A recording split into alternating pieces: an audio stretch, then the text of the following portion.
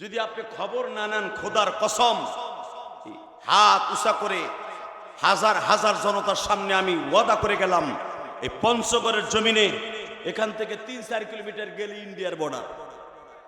কথা বলেন না কেন?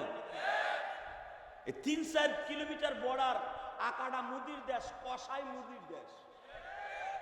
যেই মুদির মতো ভারতবর্ষের ইতিহাসে এরকম কসাই প্রেসিডেন্ট আজও পর্যন্ত ভারতে আসে না। মুসলমানের কোনো ন্যায্য অধিকার নাই। মুসলমান কত কষ্টে আছে আপনি নিজেও জানেন না। এই মুসলমানের পোলা আপনি খবরও রাখেন না।